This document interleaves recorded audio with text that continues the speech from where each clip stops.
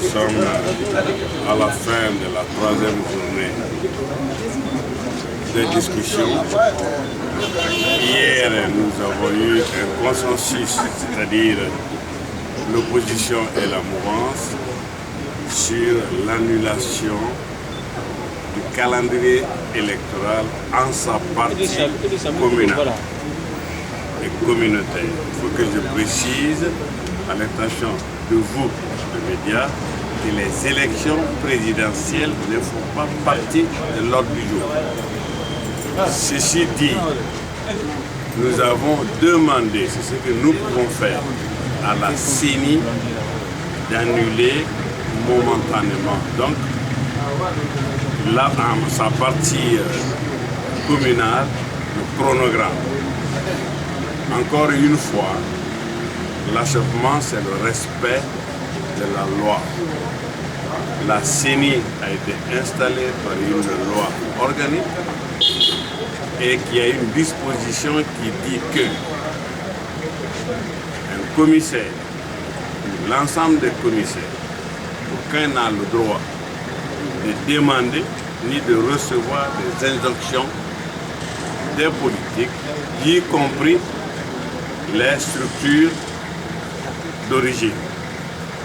Ceci dit, nous ne pouvons que suggérer à la CENI. Et la CENI, après sa plénière, a trouvé qu'elle avait encore des difficultés d'ordre technique et juridique d'annuler le chronogramme qui a été établi par Pufomètre, mais sur la base d'une étude sérieuse.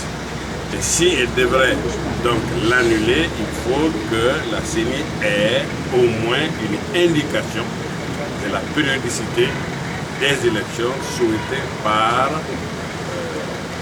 la classe politique. Ayant obtenu notre accord, nous avons dit à nos collègues de l'opposition, nous sommes d'accord de l'annuler.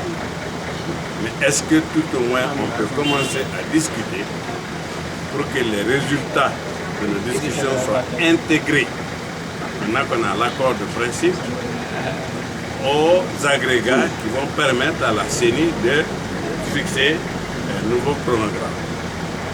Ce qui n'a pas été obtenu.